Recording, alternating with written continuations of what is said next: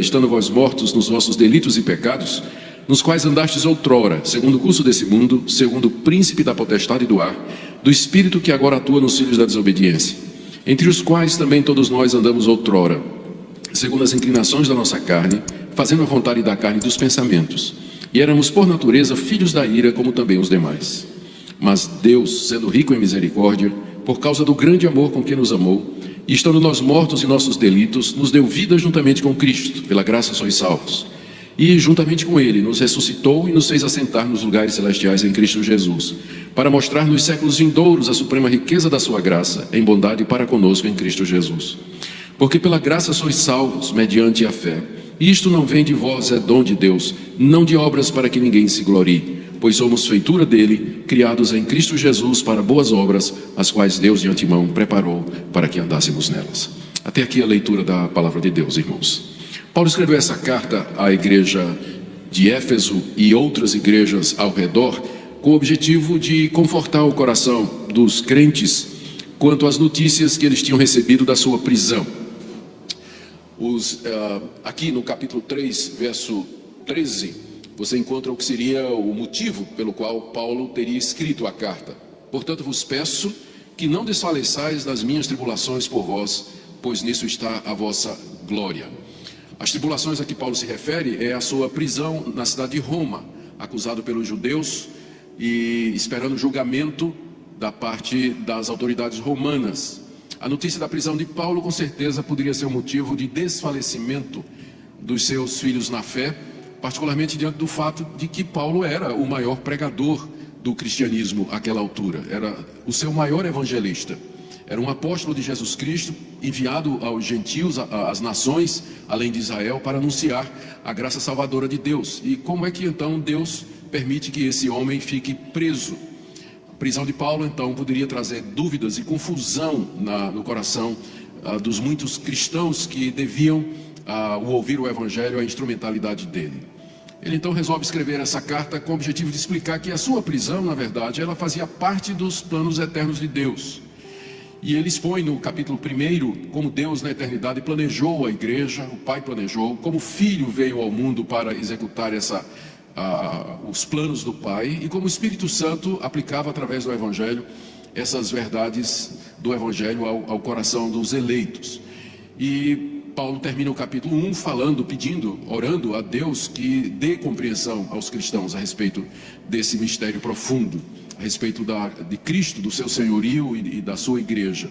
E no capítulo 2 ele fala da graça de Deus, através da qual Deus juntou judeus e gentios, fazendo um povo novo, uma nova criação, um novo homem, para usar a expressão dele aqui no capítulo 2. E ele, no capítulo 3, fala então da participação dos apóstolos nesse projeto de Deus. Os apóstolos eram aqueles levantados por Deus para lançar os fundamentos da sua igreja, que ele havia planejado desde a eternidade. E que Paulo estava preso exatamente no cumprimento desse propósito de Deus. Então, longe da tribulação de Paulo, dos sofrimentos dele como prisioneiro de Cristo, ser um motivo de desânimo, verso 13 do capítulo 3, era um motivo de glória para os efésios. Porque Paulo estava preso exatamente porque era o apóstolo aos gentios. Ele estava preso dentro dos planos e propósitos eternos de Deus. No restante do capítulo 3, Paulo ora outra vez pelos efésios, para que Deus os fortaleça. E a partir do capítulo 4, ele traz, até o final, ele traz instruções práticas sobre como os efésios deveriam viver à luz desse conhecimento de que eles fazem parte da igreja, um povo que foi eleito e predestinado antes da fundação do mundo, e cujo fundamento aqui na terra desse povo foi lançado através dos apóstolos, dos quais Paulo é aquele dos gentios. Então o capítulo 2, de 1 a 10, fala dessa graça de Deus pela qual a igreja se forma, a igreja é ajuntada aqui nesse mundo. Esse povo que Deus amou e predestinou toma forma e se realiza aqui nesse século presente. A passagem que nós temos aqui, que fala sobre a graça, ela começa na verdade com uma descrição devastadora da situação humana, que vai do verso 1 até o verso 3. Paulo faz uma exposição do real estado da humanidade diante de Deus, que difere bastante da avaliação e das opiniões tanto da sua época como da época de hoje, a respeito da situação do homem em si e diante de Deus. Depois ele introduz a graça de Deus, jogando essa misericórdia dele em relevo contra a situação desesperadora da raça humana. Isso do verso 4 até o verso 6. E aí ele tira 3 conclusões, do verso 7 até o verso 10. Entre elas, a nossa bem conhecida conclusão: pela graça sois salvos. Então nós vamos ver em primeiro lugar essa exposição que Paulo faz da situação da raça humana. Depois, a interferência de Deus através da sua graça no resgate do homem perdido. E por fim, na terceira parte, as aplicações e as conclusões a que Paulo chega disso que ele está fazendo aqui, disso que ele diz. Vamos começar então com a avaliação que ele faz do estado da raça humana, do verso 1 até o verso 3. Ele diz 5 ou 6 coisas a respeito do estado do homem sem Cristo. Primeiro, no verso 1, ele vos deu vida, estando vós mortos em vossos delitos e pecados. Quando os efésios receberam vida espiritual, o estado deles era de morte. A morte aqui não é a morte biológica, obviamente, mas é a morte espiritual. É usado para indicar uma situação de completa indiferença e incapacidade de se relacionar com Deus, assim como os mortos. Uma das coisas que nós, como pastores, eu sei que há vários aqui, é uma das coisas, eu não sei os demais colegas, mas eu pelo menos, quando tenho que realizar um ofício fúnebre, isso às vezes é muito estranho para mim, particularmente se eu convivi com aquela pessoa que está morta durante um tempo e conhecia bem. Eu nunca me acostumei com aquele chumaço de algodão no nariz, né, da vontade de tirar, né, para deixar a pessoa respirar. A pessoa está ali bem vestida, talvez com a sua melhor roupa. A mulher se aproxima do corpo, chora, as lágrimas descem do rosto, caem no rosto do marido morto. O marido não percebe, as filhas o beijam e abraçam e ele não sente o cheiro das filhas, não sente o toque das filhas. As pessoas dizem palavras de saudade, ele não escuta absolutamente nada, ele está morto, ele não reage, ele não sente, ele não vê, ele não experimenta, ele está absolutamente morto. Então essa é a comparação que Paulo faz aqui. Ele diz que os homens, as pessoas, antes de receberem vida da parte de Deus, elas estão mortas espiritualmente. Ou seja, ainda que Deus aparecesse na frente delas, elas não veriam. Se Deus falasse com elas, elas não entenderiam. Se Deus as tocasse, elas não sentiriam. O estado delas é de morte. A não ser que Deus dê vida, elas não têm reação nenhuma a Deus e àquilo que Deus faz. Paulo não poderia ter usado uma comparação mais gráfica e radical do que essa para definir o estado da humanidade diante de Deus. O que causou essa morte está no verso 1. Estando vós mortos nos vossos delitos e pecados. O que causou essa morte espiritual no homem, que é seguida pela morte física, é aquilo que Paulo chama aqui de delitos e pecados. Embora sejam 2 termos, eles querem dizer a mesma coisa. Ambos significam uma transgressão da lei de Deus, significa uma desobediência à vontade expressa de Deus. E como todos os homens, desde Adão até o dia de hoje, eles quebraram e quebram a lei de Deus, todos eles estão mortos diante de Deus, porque o salário do pecado é a morte. E essa morte começa aqui, ainda quando vivos biologicamente. A morte em delitos e pecados, então, torna o homem completamente incapaz de reagir a Deus, de escutar a Deus ou de tomar qualquer atitude com relação a Deus, a não ser da mais total e completa indiferença. Para agravar a situação, né, Paulo nos diz no verso 2, essas pessoas que estão mortas nos seus delitos e ofensas diante de Deus, elas estão seguindo o curso desse mundo, elas são escravas daquilo que Paulo chama o curso desse mundo. Mundo aqui é usado não no sentido da natureza criada, mas o sistema de vida, de valores dessa humanidade que está morta nos seus delitos e ofensas. É nesse sentido que a palavra mundo é usada aqui. E Paulo diz que as pessoas sem Cristo, elas andam segundo o curso desse mundo, a maneira pela qual esse mundo caminha. Ou seja, as pessoas são escravas dessa situação. É isso que a palavra segundo significa. Elas seguem o comportamento da maioria, elas acreditam aquilo que a maioria diz que é, elas se vestem, elas se divertem, elas gastam suas vidas fazendo aquilo que as outras fazem, envolvidas nesse sistema de valores onde Deus está absolutamente ausente e onde as pessoas servem a outros deuses. Então, além de mortas nas ofensas e pecados, delitos e pecados, as pessoas estão escravizadas ao que Paulo chama de mundo, que é esse sistema de vida, essa maneira de viver da humanidade sem Deus. Além disso, ele diz ainda no verso 2, que essas pessoas andam segundo o príncipe da potestade do ar, do espírito que agora atua nos filhos da desobediência. E aqui Paulo introduz a questão demoníaca. Ele está se referindo aqui a Satanás e os seus anjos, os demônios, anjos caídos, cujo objetivo é destruir a humanidade e estragar a obra de Deus aqui nesse mundo o quanto eles puderem, e que estão num estado de rebelião constante contra Deus. Paulo diz aqui que o que ele chama de príncipe da potestade do ar, ele é um espírito que agora atua naquilo que Paulo chama de filhos da desobediência. Ele é chamado aqui, Satanás, de o príncipe da potestade do ar, literalmente o príncipe dos poderes aéreos, para se referir ao fato de que ele é um espírito, ele não tem corpo, e que ele é o chefe e o líder dessas hostes, destes seres espirituais incorpóreos que estão em rebelião contra Deus e que nós conhecemos de outras partes da Bíblia como sendo demônios ou espíritos imundos. Jesus os confrontou dezenas de vezes no seu ministério, também os apóstolos no livro de Atos e assim por diante. O próprio Paulo no capítulo 6 aqui vai falar de que maneira, vai dizer que a nossa luta é contra estes seres, na verdade não é contra carne e sangue. O que nos interessa aqui é que Paulo está dizendo que esse espírito, Satanás, ele opera nos filhos da desobediência. Interessante que essa palavra operar aqui é a mesma palavra que ele usou no capítulo 2 para se referir no verso 20 ao poder, à operação de Deus em Cristo ressuscitando dentre os mortos. Em outras palavras, a humanidade ela está debaixo do poder da atuação destes seres imundos, desses seres rebeldes contra Deus.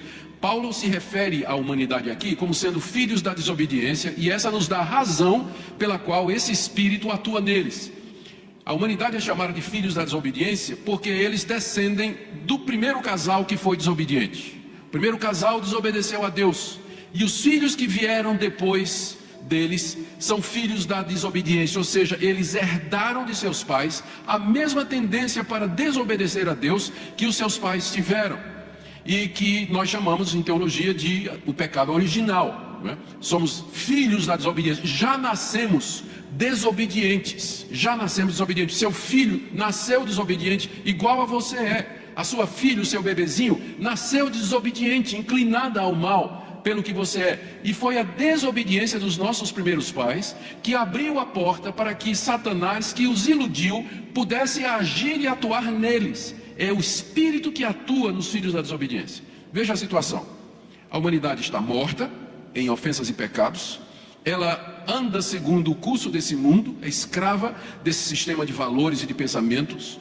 e de ideias e de conceitos, e Satanás atua, opera na vida deles, fazendo com que a situação deles seja ainda mais drástica. Ilude com mentira, oprime, possui, tenta cada vez mais. Ou seja, é uma situação de desespero em que se encontra a humanidade, não é? Morta, escrava do mundo, escrava do diabo, mas não acabou. Paulo diz no verso 3, depois de dizer que Satanás atua nos filhos da desobediência, Paulo diz: entre os quais também nós andamos outrora. Veja que no verso 1 ele disse assim: ele vos deu vida estando vós. Ele está se dirigindo aos efésios que eram gentios, e dá toda essa descrição dos gentios.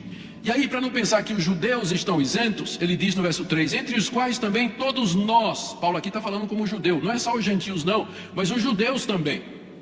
Entre os quais também todos nós andamos outrora.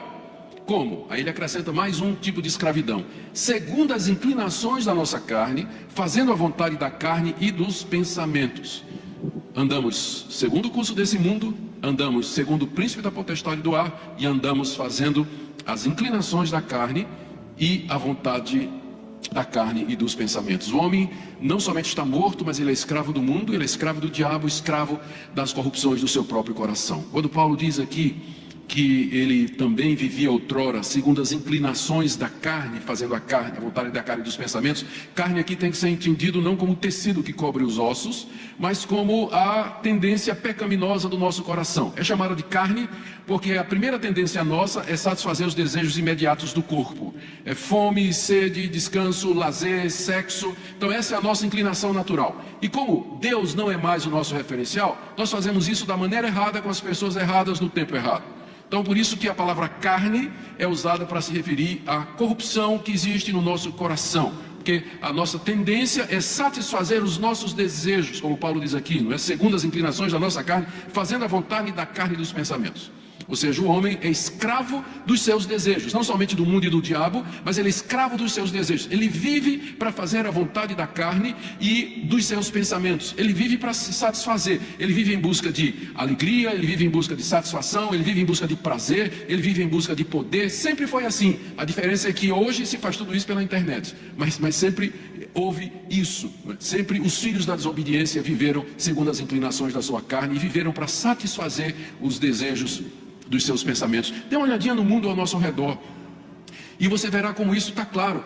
Os filmes, as séries, as mídias sociais, os telejornais a todo instante nos dizem exatamente isso, que a situação da humanidade sem Deus é da mais completa escravidão ao ego, ao desejo das pessoas de se sobrepor às outras, de ter mais e mais, e para isso estão dispostas a fazer, inclusive, ou cometer ilegalidade e crimes, como nós vemos aí, essa corrupção endêmica no nosso país, que é o resultado exatamente desse tipo de coisa. E o diabo atua em tudo isso, causando ainda mais confusão, cegando as pessoas, iludindo-os com mentira, com falsas religiões, falsos ensinamentos. Essa é a situação da humanidade na época do apóstolo Paulo e na nossa época também, sempre foi, desde depois do paraíso. Mas não terminou. Final do verso 3, Paulo diz: e éramos, por natureza, filhos da ira, como também os demais. Ele está falando dos judeus, né? Como os demais, então ele está incluindo os gentios. Judeus e gentios, não tem diferença. Éramos todos nós, por natureza, filhos da ira. O que ele quer dizer como filhos da ira? É a consequência natural de ser filho da desobediência. Porque a desobediência produz a ira de Deus. Nós não somente já nascemos desobedientes, mas nós já nascemos debaixo da ira de Deus. Se você me pergunta o que é que você precisa fazer para ir para o inferno, a minha resposta é nada. Você já nasceu como parte de uma raça desobediente debaixo da ira de Deus, debaixo da sua santa indignação, porque a reação de Deus à desobediência, aos delitos e ofensas é exatamente a ira. A ira de Deus não deve ser confundida com a raiva humana. A ira de Deus é a reação justa da sua santidade contra suas criaturas rebeldes e desobedientes. Nós, portanto, o quadro que Paulo apresenta aqui é um quadro da mais completa perdição e da mais completa impotência do ser humano para livrar-se ou escapar dessa situação aqui. Por isso que eu disse que aqui é talvez uma das passagens de todo o Novo Testamento onde a situação do homem diante de Deus é exposta de uma maneira mais clara e didática. Paulo então, primeiro, destrói toda e qualquer esperança que o homem possa ter de que por si mesmo, através de alguma ação ou atitude sua, ele possa chegar até Deus e obter o favor de Deus e o perdão dos seus pecados. O quadro aqui é desolador. Não há esperança, não há expectativa, não há futuro, não há nada a não ser a ira de Deus aguardando no final da nossa vida, aqui nesse mundo e no final da nossa vida, quando Ele então haverá de livremente descarregar essa ira eternamente naqueles que estão nesse estado de rebelião e revolta contra Ele pela desobediência. Como eu disse, esse quadro que Paulo pinta aqui, ele é bastante diferente do quadro que nos é apresentado hoje na sociedade ocidental moderna em que nós vivemos, onde se fala das pessoas como sendo intrinsecamente boas. Filosofias que dizem, ideologias que dizem assim, que você, para resolver os seus problemas, você só tem que olhar, ouvir o seu coração, ouça o seu coração. Há uma pessoa boa dentro de cada um de nós. Isso impactou até a didática, até método de ensino, que diz que a tarefa do professor é simplesmente deixar que a bondade que existe na criança, não é despontar. E nós não precisamos reprimir a criança ou corrigir a criança, apenas educá-la. Isso é refletido em políticas públicas e nas ideologias que dominam o país hoje, de que você pode recuperar o bandido, né? Você pode recuperar, se as pessoas apenas tiverem educação, tiverem uma refeição, tiverem uma casa própria, elas serão pessoas boas e nós teremos a sociedade ideal. A história da humanidade está aí para provar que isso é uma falácia. Não existe isso. Nos países mais desenvolvidos, onde tem educação, casa, comida para todo mundo, você encontra corrupção, você encontra violência, você encontra ódio, você encontra agressão, preconceito, tudo isso. Porque o problema é o coração do homem, e estas ideologias, essas perspectivas, elas não diagnosticam qual é o verdadeiro problema por trás das grandes questões que sempre preocuparam e perturbaram a humanidade. De onde procedem as guerras e contendas que há entre vós, pergunta Tiago, se não disso, dos desejos, das paixões que militam nos vossos corações. E aqui você percebe, aqui nós temos na verdade o ponto de partida de duas teologias distintas, como a Reforma Protestante mostrou. Essa visão aqui que nós chamamos de depravação total, ela foi abraçada por todos os reformadores, particularmente Lutero, foi um dos primeiros a compreender isso, com ele Calvino, Zwinglio, Knox, todos os outros mantiveram essa posição de que o pecado de tal maneira afetou o homem, que ele é incapaz, por si mesmo, de crer em Deus, de querer a Deus, de se voltar para Deus, ou mesmo se preparar para isso. O seu arbítrio foi prejudicado, não é mais livre. O seu entendimento foi afetado, ele não entende as coisas de Deus. A sua vontade foi afetada, ele não quer a Deus. Na verdade, ele é inimigo de Deus, por nascimento e por definição. Se você tem... Agora é marcação. Não.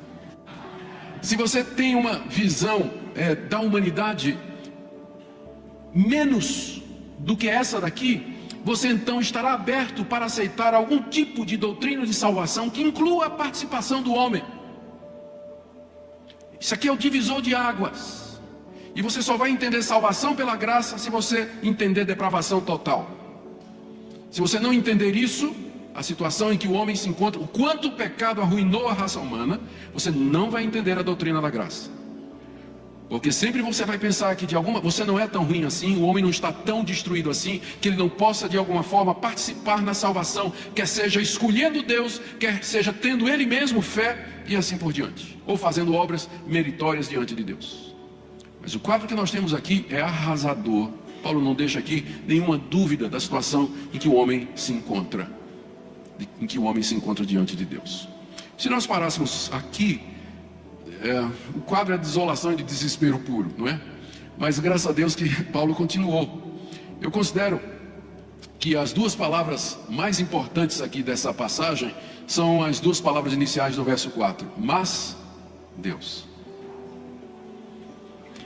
Mas Deus.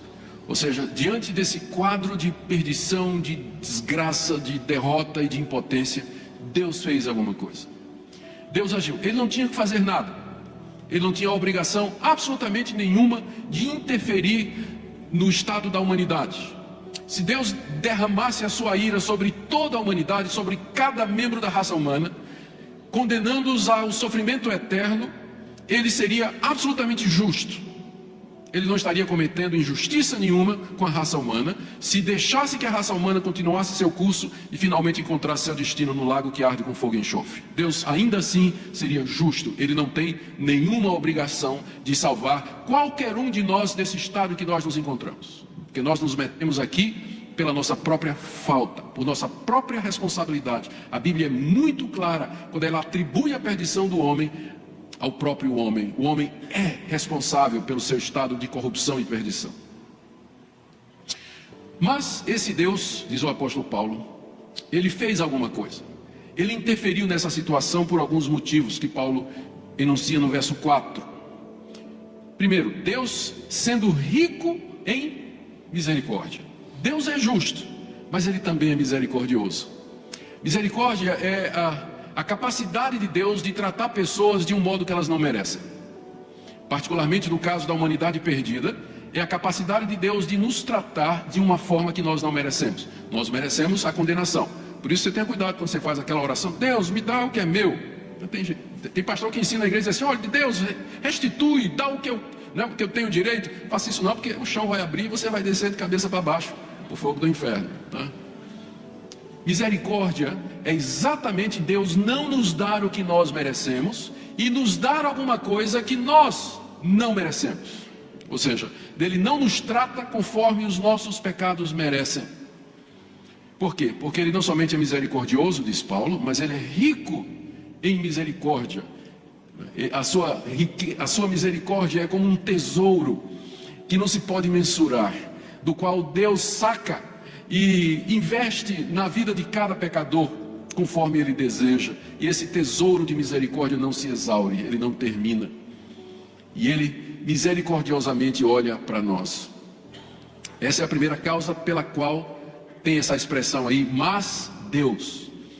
Tem mas Deus, porque Ele é rico em misericórdia. Segunda causa que Paulo atribui à intervenção de Deus é por causa do grande amor com que nos amou. A misericórdia tem a ver com a maneira de tratar, mas o amor antecede a misericórdia e é a causa dela.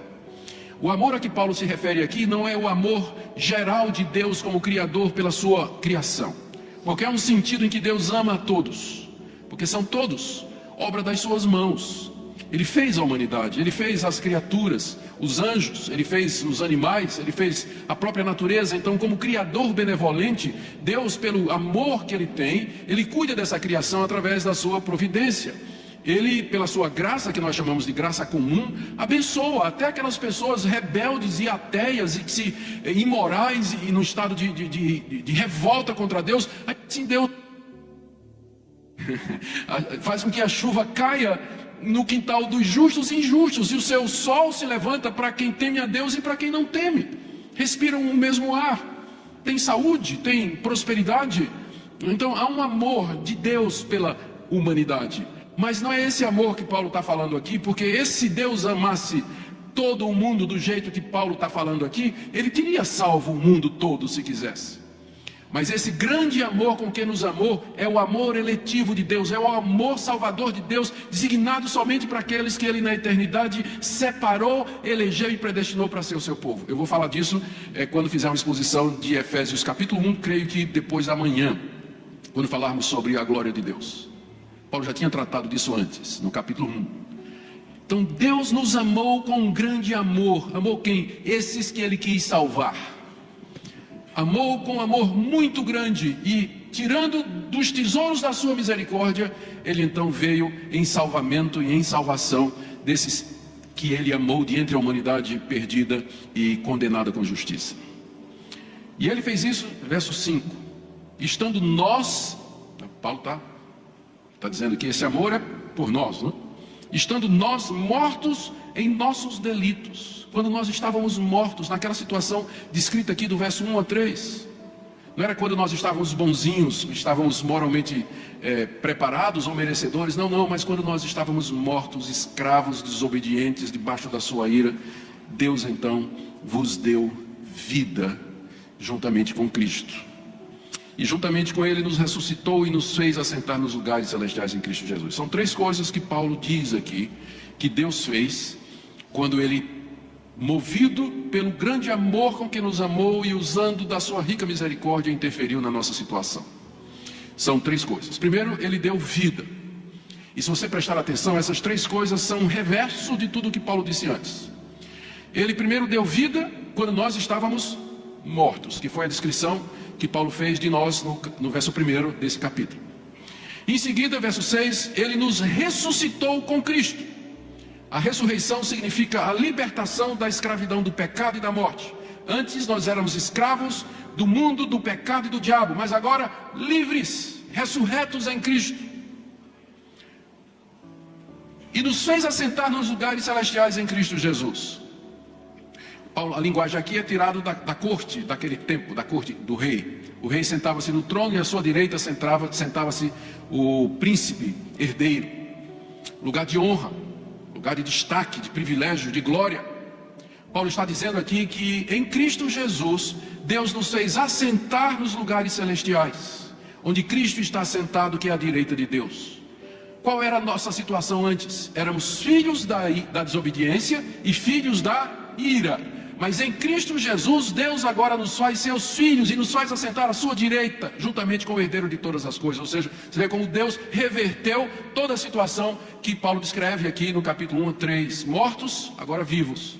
Escravos, agora livres pela ressurreição. Filhos da desobediência e da ira, agora filhos de Deus assentados à direita do Pai em Cristo Jesus. Tudo isso aconteceu em Cristo Jesus. Não foi por sua causa, não foi porque você mereceu, não é porque você tinha direito, mas tudo isso pelos méritos de Jesus Cristo, pela sua morte na cruz, que nos substitui ali, levando sobre si o pecado que me cabia, por eu ser isso aqui, por eu ser filho da desobediência e filho da ira.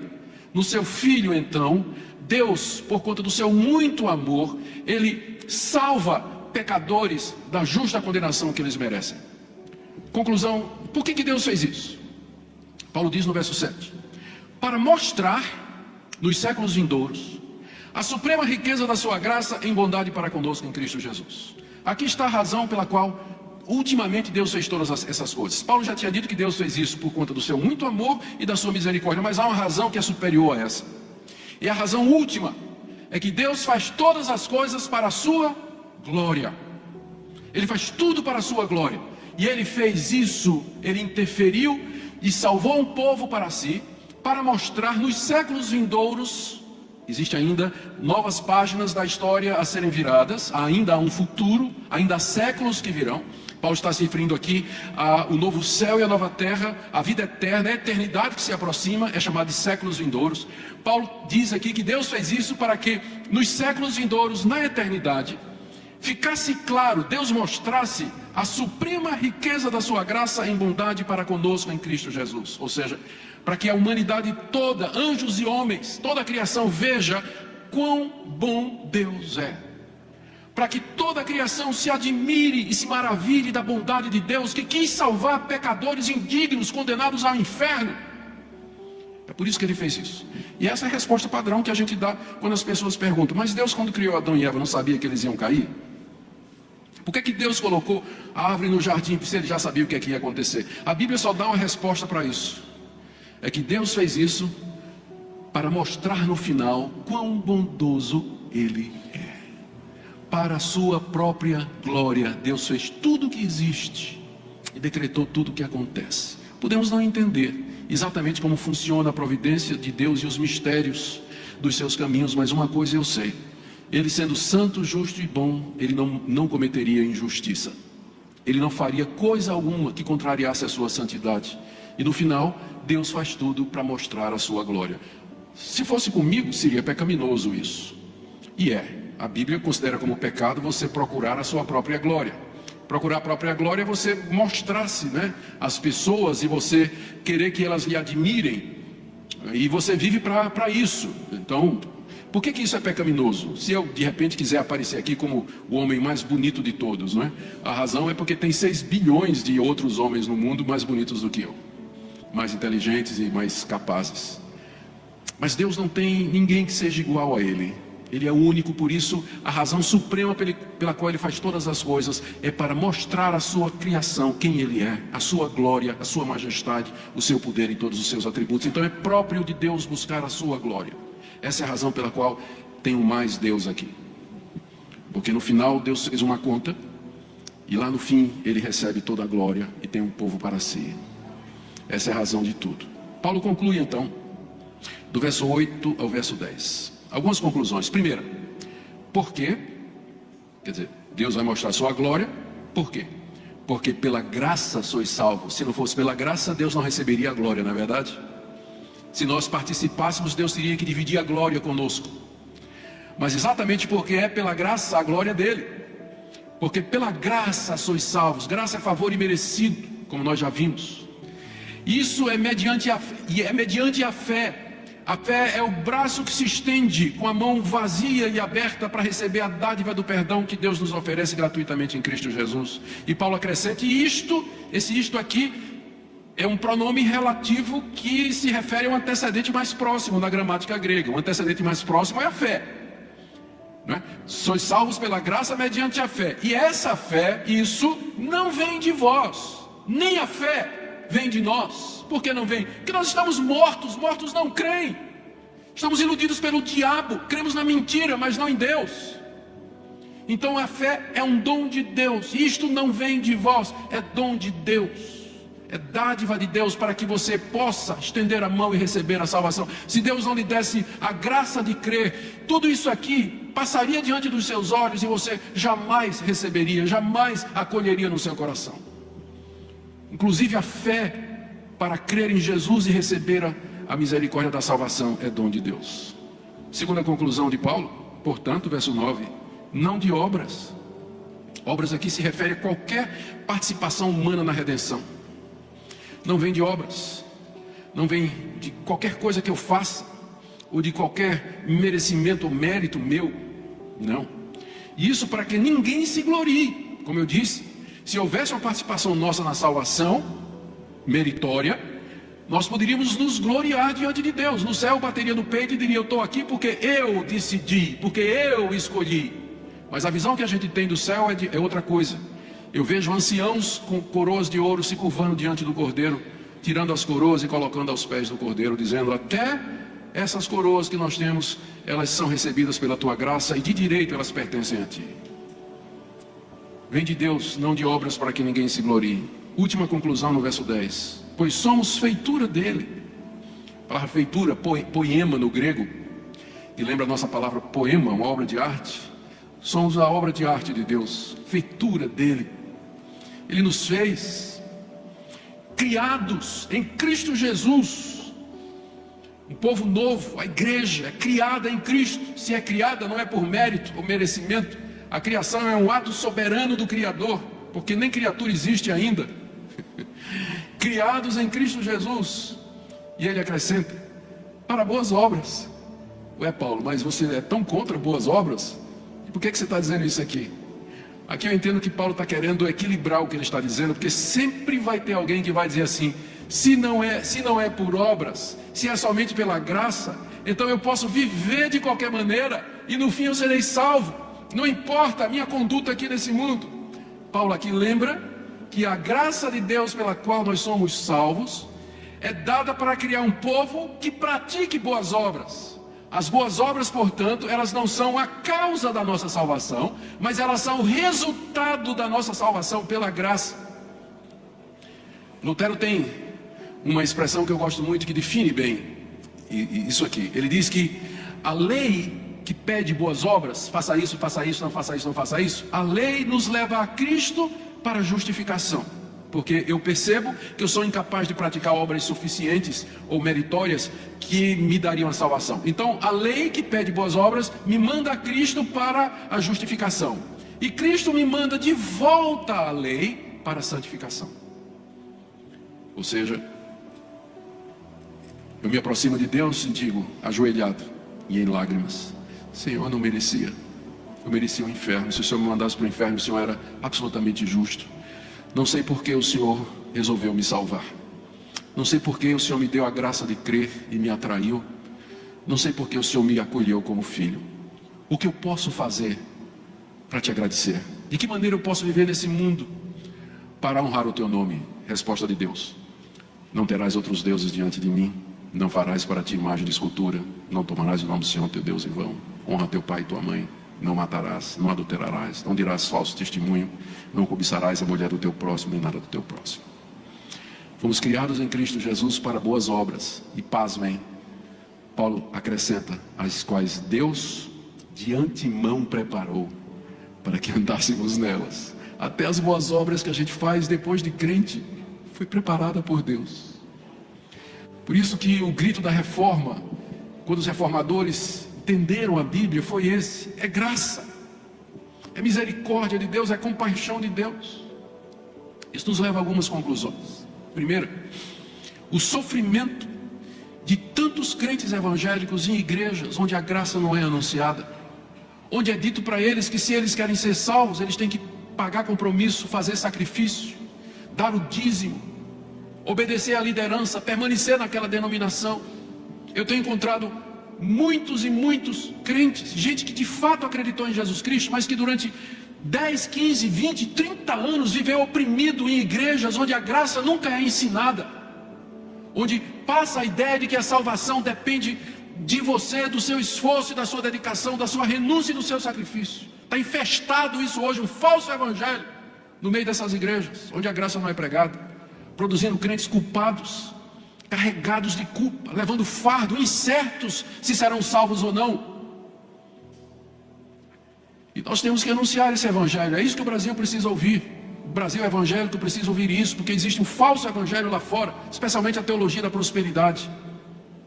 Anunciar a graça de Deus em Cristo Jesus. É isso que a contribuição, essa é uma das muitas contribuições da teologia reformada para o nosso país. Outra coisa, eu não conheço uma doutrina que mais me coloque dependente de Deus do que essa, porque ela pressupõe a doutrina da depravação total. Porque lá no fundo a gente não acredita que a gente é tão mal assim. Lá no fundo a gente não acredita que é tão mal assim. Enquanto nós não nos convencermos da nossa mais completa desesperança em nós mesmos, a graça de Deus nunca será graça para nós, o evangelho nunca será uma boa notícia. Mas vai ser como alguma coisa que nós realmente não precisamos. E por último, que Salvador maravilhoso, existe um evangelho que seja mais adequado para pecadores como vocês e como eu? Porque não importa o quão distante você tenha ido da casa do Pai, não importa quão profundamente você pecou, não importa em que círculos férreos de imoralidade você tem vivido, não importa os hábitos da sua vida, esse Deus é um Deus que é rico em misericórdia, e Ele pode em Cristo Jesus lhe dar vida, lhe dar liberdade, lhe dar dignidade de filho de Deus. É um evangelho apropriado para pecadores caídos como nós. E eu espero que você o tenha abraçado de todo o coração. Espero que você já tenha compreendido a graça de Deus. Porque sem ela, a nossa vida será um fardo. Um mundo de confusão e incerteza, culminando na condenação eterna. Que Deus ilumine o nosso entendimento para essa que é uma doutrina central da Escritura. Deus salva pecadores. A salvação do começo ao fim é obra de Deus. A Ele, portanto, toda a glória. Amém.